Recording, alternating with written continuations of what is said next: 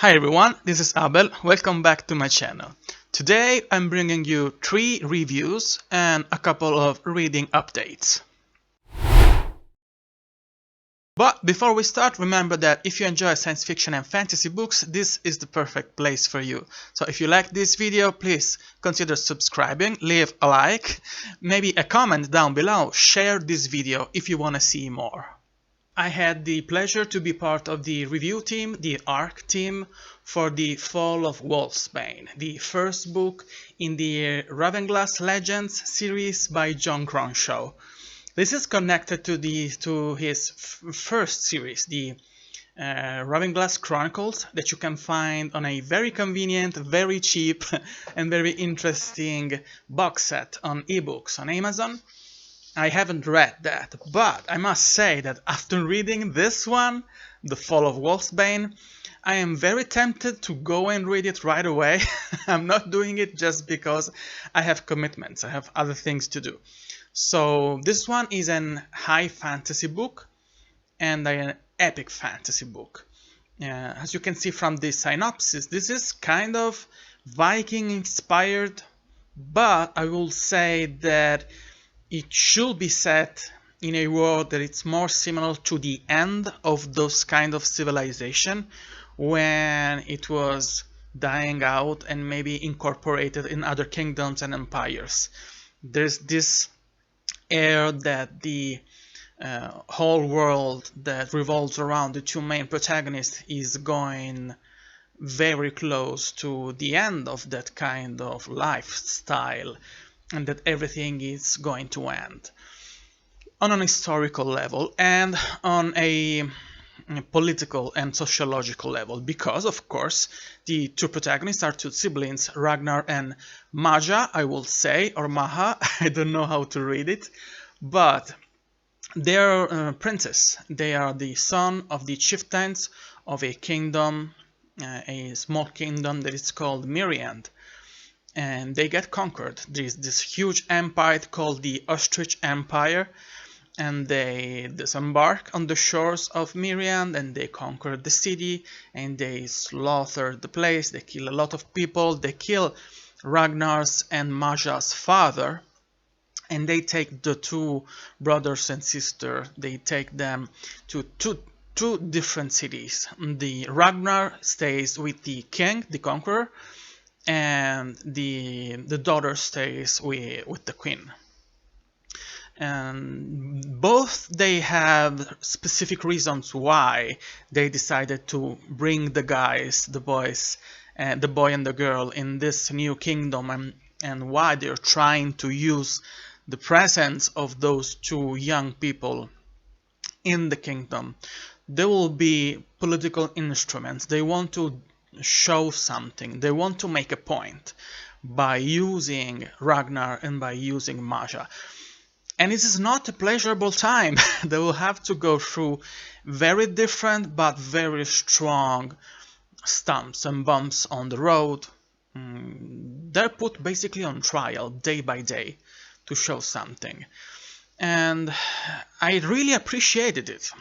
It was a surprising novel for me because, judging by the cover, a little bit by the synopsis, I was expecting it to be much more lenient on the action side and on the Viking action epic stories. But this is actually not that. This is a you know, the trope of the fish out of water, someone that has to struggle to make a living and prove a point in a new society, try to understand the new society as far as it's possible, if it is possible, and trying to survive in a new society. Both of them, Ragnar and Maja, they have to struggle because their original society, the environment when they lived in, the religion, the organization of the society, what they believe it is right or wrong, it is so deeply, infinitely different from what they find in their new situation. They're being forced to change and to become different person. They have this internal struggle to try and stay the same person they were before they were kidnapped and being forced to stay in contact with their new families, they call it. Actually, for Ragnar is a little bit more difficult on an emotional level, because the man who actually slaughtered his father and many of his friends, he says that he wants that Ragnar consider himself a son, and that he relates to the sons of that conquerors as brothers. He's very double-minded, and he's a liar and a manipulator, these characters. It is of course a villain, but after what you see in the first scene, when this empire conquers the place and kills so many people and takes the Ragnar and Maja on those new cities in the new empire, in the other empire, which are actually other conquered city from their empire, that man doesn't do anything to harm Ragnar anymore. And most of the time, when you see Ragnar struggling to be part of that new society, and when he goes through some kind of injustice, he's been harmed, and he's been fighting against his will, you see that person and that conqueror, that I'm forgetting the name by now, I'm sorry, only being just and being welcoming and being fair. So you're put, as a reader, you're being put in a strange position, trying to understand how this kind and seemingly reasonable person was capable of doing such heinous stuff, such horrible stuff, and killing so many innocent people to prove the superiority and the righteousness of the empire that is going around and conquering so many people. It is a very weird situation, and puts Ragnar and the reader in a strange emotional position. So you're there asking you questions. How it is possible for such kind of a person to be kind of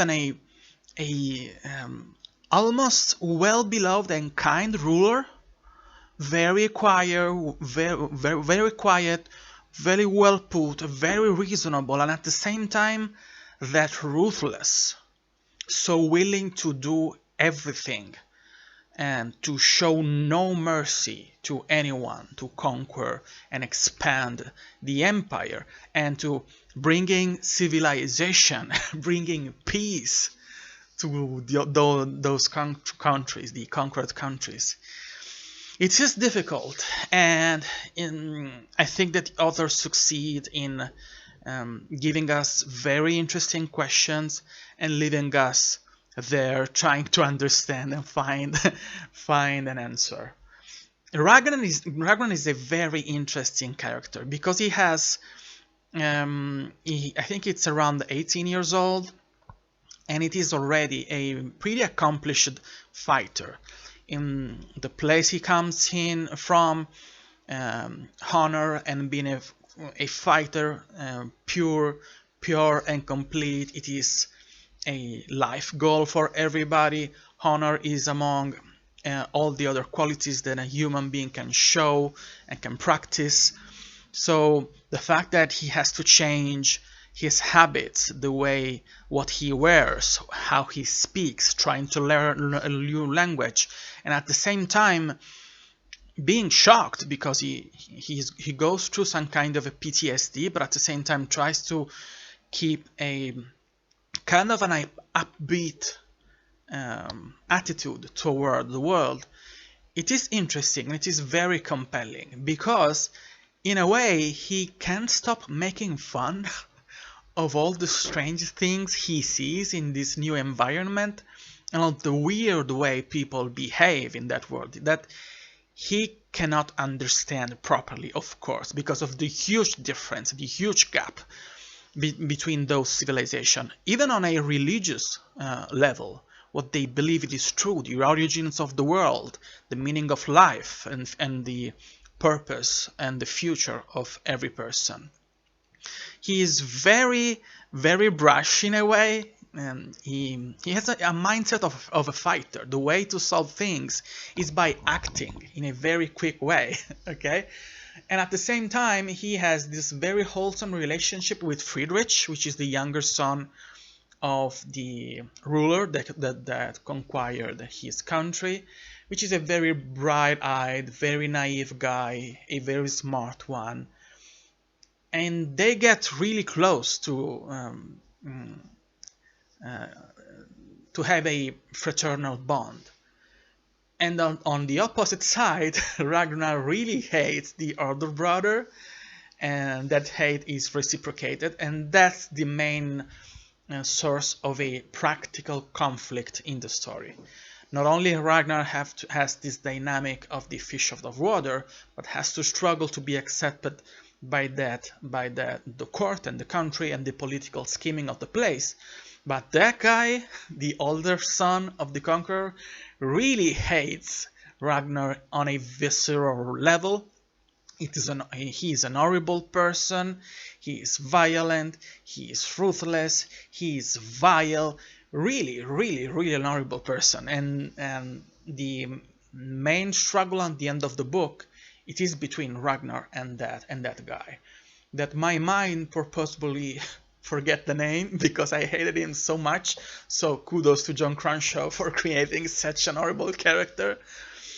And on the other side, you see Marja that goes through a pretty different struggle because she's treated like a pet, like an animal that it has to be trained to become a little bit more human. She has to learn to dance and to speak and to wear the right clothes and to eat the right way and to relate to the other in a more graceful way because they think she's feral. She's like a wild cat. And at the same time, she has psychic powers. She can influence people, and sometimes, not always, because there are limits on the way she can do it, she can force people to like her, but that doesn't mean that she can force them to free her. So Ragnar and Marja are constantly trying to get back together and to escape their imprisonment. It is a very interesting book because it is a slow burn. It is extremely character driven. If you try to summarize all the plot points that makes the cornerstone, the stepping stone of the development of the story, even if this is around 450 pages, there are very few pivotal moments. The most of the book, the most of the page count is devolved to make you feel in contact with the daily life, kind of a slice of life for Ragnar and Marja, and I enjoyed it immensely because in a way it reminded me of Robin Hood, and most of the action is just in the last 70, maybe 100 pages. When it becomes very fast-paced, there's a huge battle, and you see that how the end of the book is actually the starting point of the real story. I think that, yes, I'm pretty sure that book 2 is actually up for pre-order and should be out in January of 2025. If I am not mistaken. John, if you're watching to this video, please correct me. It was very nice because it has a very nice world building too. It is very familiar. It is a medieval setting, and we don't have much of that Viking inspired setting because 99% of the screen time of the page count, it is around that. It is set in those two cities when the Marja and Ragnar have been imprisoned, even if they're treated mostly well. They have food, they have clean clothes, they can wash, and they should not be fighting for their life. But you'll see that they have to struggle a little bit to survive there too. So I didn't expect it to be so character driven and in a way slow as a book, but it was a nice surprise because that's exactly what I love. I like to see different worlds and different peoples and different kind of struggles that in a way I can relate to. There is a underlying a few underlined clues about the world building. You see that there was this ancient civilizations, they lost old and very advanced technologies. The only thing left is this raven glass, and you have weapons and jewelry made by this raven glass that has specific powers. And in the book you see how weapons get forged, how do that work. And there is a very nice section when Ragnar and Friedrich are reading all the books and scrolls, trying to understand how that raven glass work. It is very interesting, and I hope we get more of that in book 2. The book ends in a very satisfying way on an emotional level, because the main conflict between main personal conflict for Ragnar and the main conflict for Maja, they get resolved in a way, but you can see that resolving this is just opening the door for the rest of the story.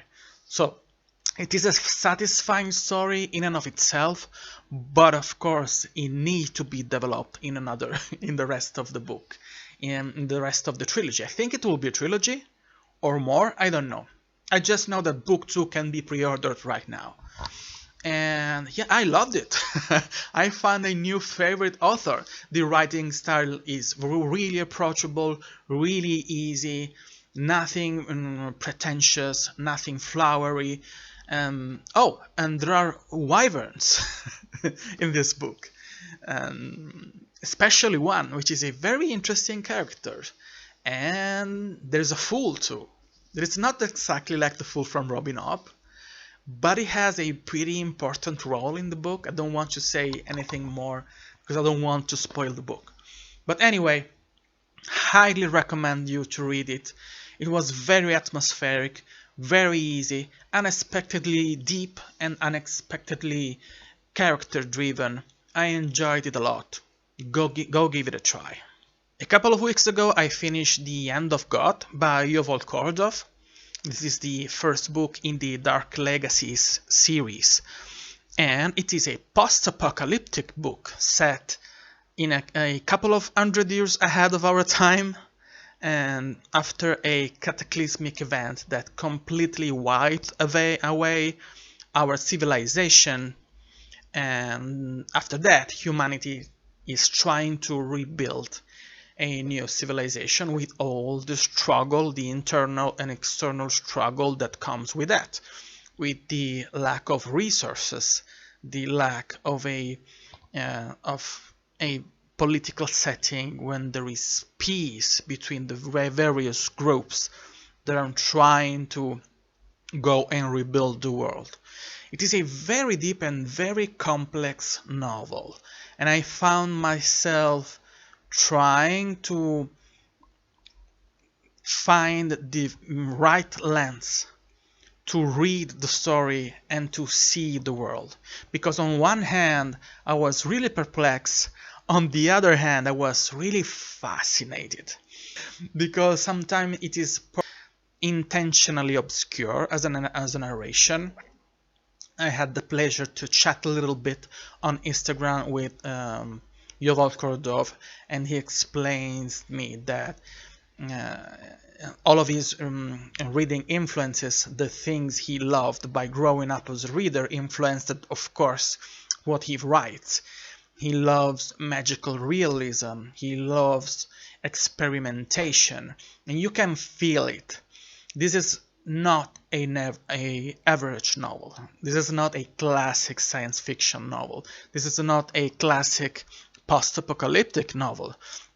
This has a very specific feel. You can feel that this is trying to do something new, and it's trying to do something very specific, something really personal. And on an artistic side, it succeeds because this is fascinating. The writing style has this dream-like quality that makes the atmosphere very thick, very deep and very intense. It is very eerie at the same time and quite a little spooky. It can be really scary, but not in a slasher way. It is all around. It revolves all around atmosphere and internal dialogues, and you often find yourself trying to understand if what's going on it is actually going on, or if it is something that it is confined inside the head of the characters. And the book has a very particular structure, because the general setting is that you have this chosen one figure, because in that future you have gods meddling with humanity. And for most of the books you ask yourself, are they actually God? What kind of entities they are? And this chosen one, it is a force of good or it is a force for evil? Because you see her, Esther, this huge one, and this chosen one, not huge one, I'm sorry, doing some very questionable things. Is she a hero or is she a villain? And I like the fact that the book doesn't give you cookie-cutter explanations for that kind of question. It doesn't give you a simple answer, and you have to come up with an answer by yourself.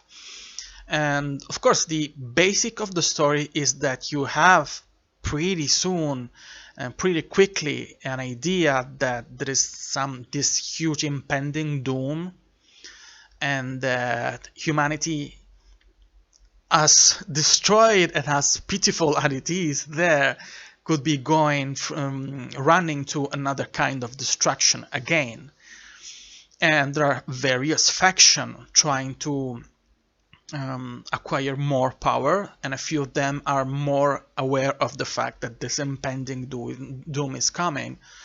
But the internal struggle kind of takes center stage before acknowledging the fact that humanity is running through destruction again. And as I told you, the book has a particularly peculiar structure, because for a good chunk at the beginning you follow this little girl, Esther, the one that will become, as the synopsis of the books tell you, this chosen one, when she's very young and she has lost the rest of her family. She's the only survivor after her family escaped. I think it was an attack, or it was a bombing that destroyed the city. I don't remember correctly. Just because the book has this dreamlike state when many things happen, and inside the internal dialogue of the character, and sometimes you have this kind of disconnection from what's happening around them. And it challenges you in that way to try to figure out what's actually happening inside their mind and what is actually happening outside. And it is very character driven, and it is very sad, because she's trying to survive. She's sick, she's very thin, she's trying to find food,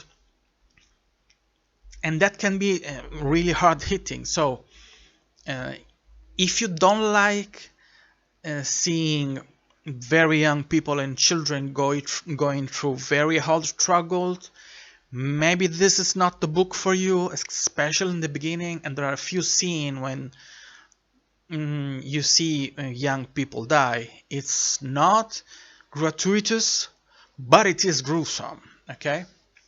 So reading that experience and going with Esther through that kind of struggle, it is heartbreaking, because especially if you have been around young people, if you have been taking care of children, of your younger brothers and sisters, or if you're a parent, that can be hard. It can be really difficult. So I warned you, but it is done beautifully, the way she tried to struggle and try to survive.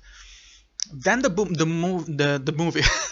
shifts its point of view, because you have a big time jump and you see Esther when she's a teenager. when actually something happened and she unlocks a set of powers that makes clear that she is the chosen one. And then the book has another time jump and you see other faction coming along. You see that after many years she became the head of a sisterhood that in a way remembered me the Bene Gesserit from the Dune books, but they have quite different dynamics inside that kind of an organization, and she becomes some kind of almost like a saint inside that organization. And you see the rest of the faction around the world. Scavengers, a militaristic society, and a few tropes that you could expect from a post-apocalyptic science fiction setting. And you have many point of views. A few of those characters you have in those factions are more developed than others. But this is a short book, so you have to kind of go with the flow. And the more question you ask, the worse it becomes, I think. Because you have to trust the author to give you the information you need to understand the story.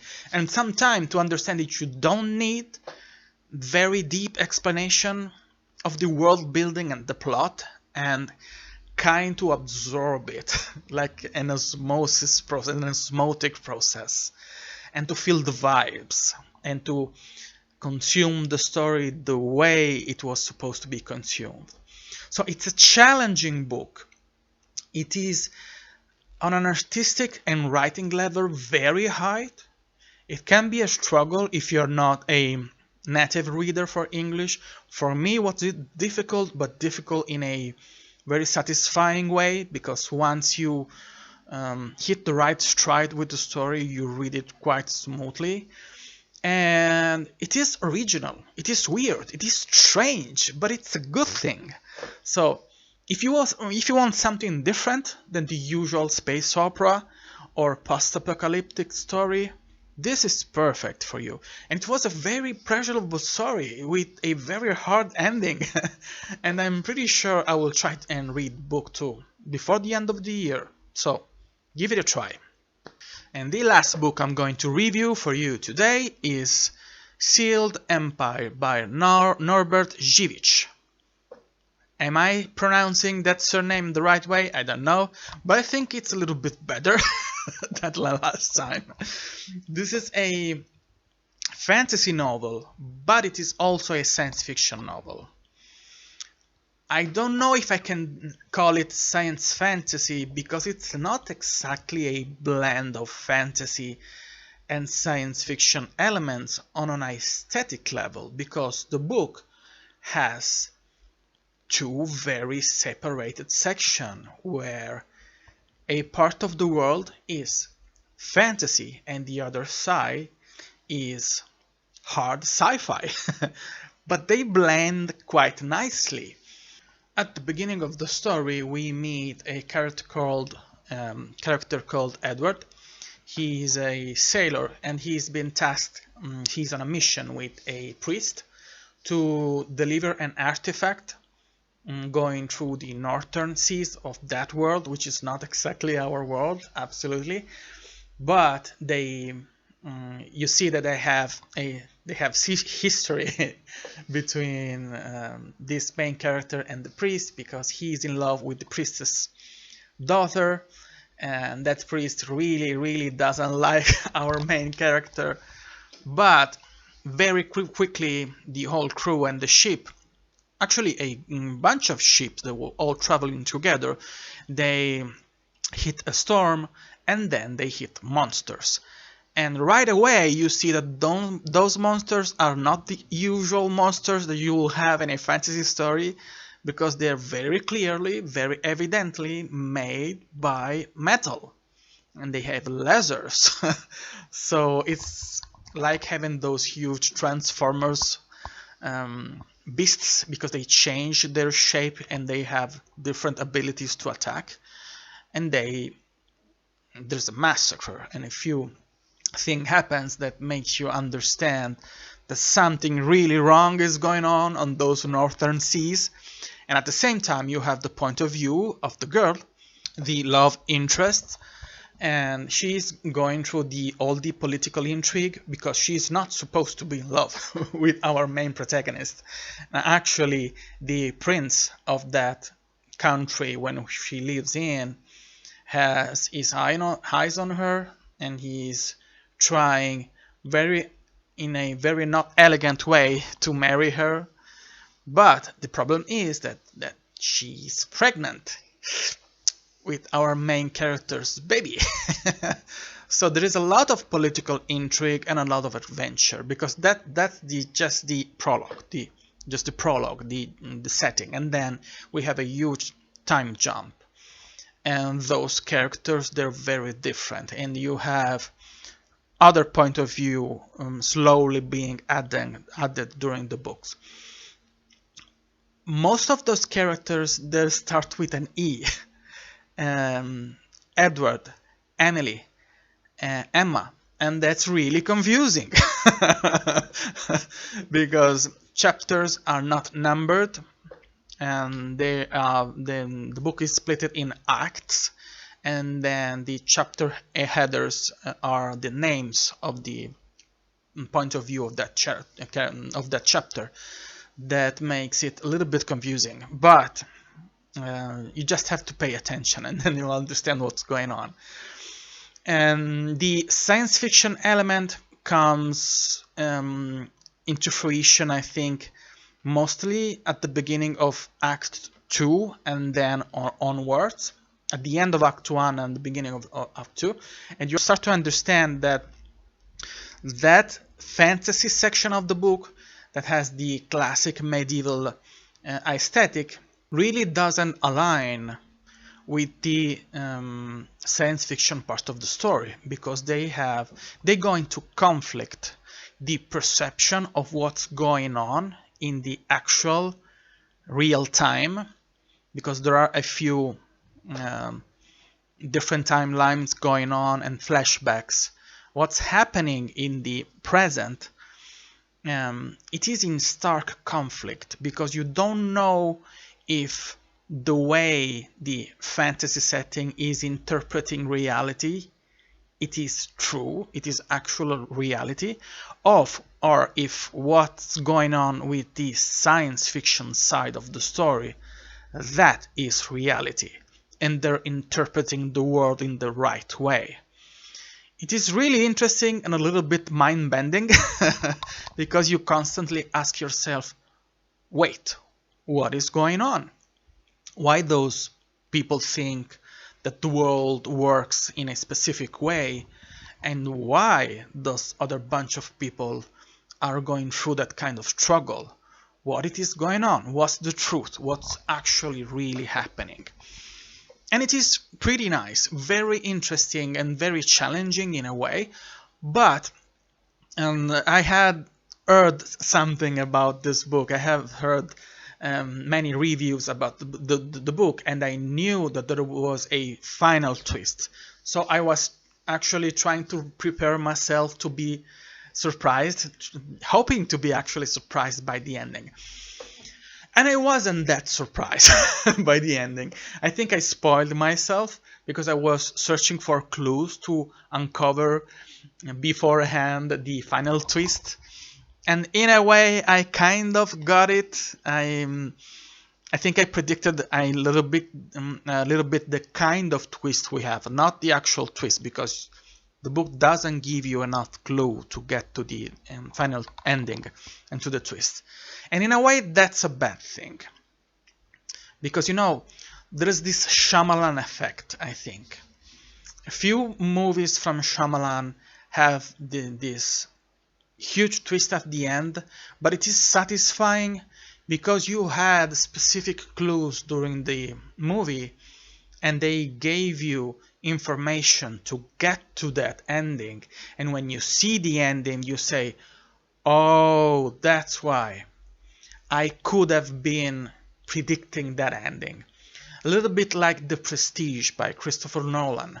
When you see the ending and then you watch the movie again through the lenses from someone who has seen the ending, you actually see all the clues and you're satisfied in that way. It is a very, very nice feeling.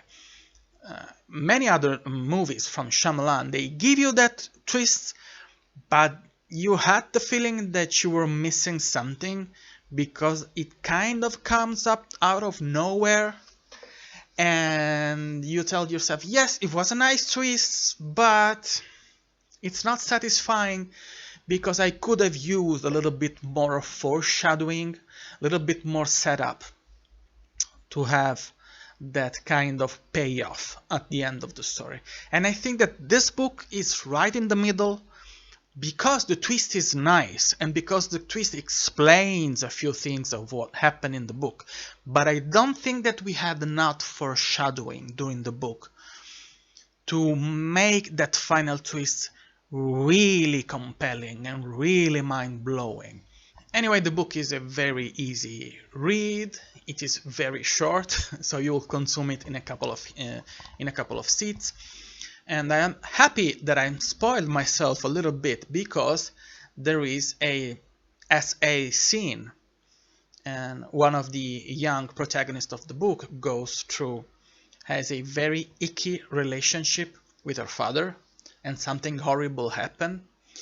And just because I was spoiled and I knew that there was something that was going to happen, I was able to catch the chapter and when that was going to happen, and I jumped to the end of the chapter.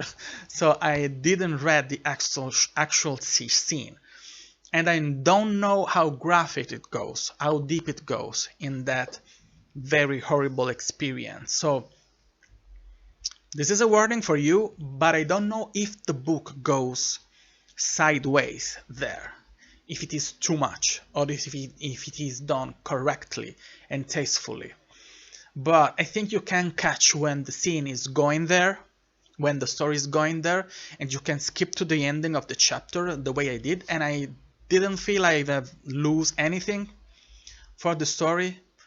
I was able to understand perfectly what was going on with the protagonist of that chapter and how the story continued from there.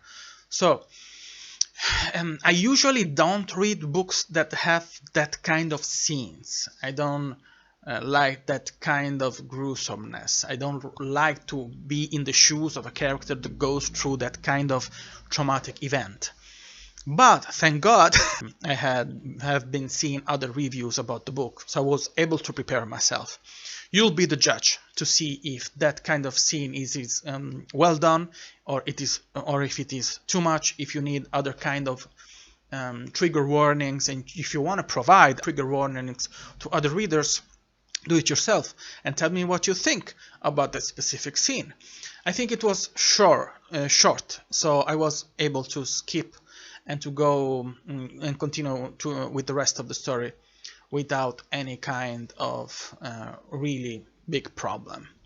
So if you're searching for something that has 2 feet in the same shoes, trying to give you the aesthetic and the vibes and the feels of a very classic medieval setting, that kind of aesthetic and a very compelling narrative in a fantasy setting, this is very good. If you want something more challenging and a little bit mind-bending on the sci-fi side, this has too.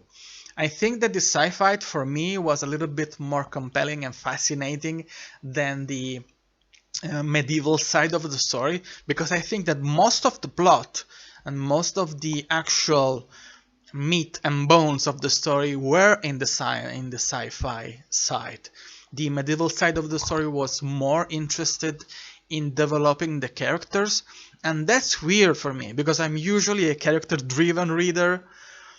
But I think that the characters we had in the sci-fi side of the story were a little bit better, even if I think they had less screen time than the rest of the cast. But I enjoyed it very much. It was a solid book. It had a nice ending, if not a really deeply compelling ending, but I think it's worth reading. It is a very easy read, so go give it a try. And lastly, there is a buddy read for Elements of Times, The Wind of Change by Sam Paisley. This buddy read will start February 1st in the Page Turner Discord server, which is a very nice community. It is a very nice place to meet new readers and have reading suggestions. So if you want to be part of a very nice community when you can enhance your reading experience and you have nobody to talk about your books, like many readers here on the BookTube community, join the server and get ready for that buddy read. The book is very good. I'm loving it. I'm enjoying it so much. I will leave a link in the comments, in the description box down below. That's all I've got for you this time. Thank you for being here. Thank you for watching or for listening to this very long video. Remember that if you enjoy science fiction and fantasy books, this is the perfect place for you. So if you enjoyed this one, if you had other suggestions, if you want to comment, if you want to tell me what you're reading right now, leave a comment down below, consider subscribing, leaving a like, share this video. If you want to see more, you have a couple of suggestions right here, right now. And of course, as always, thank you. Thank you very much. Bye.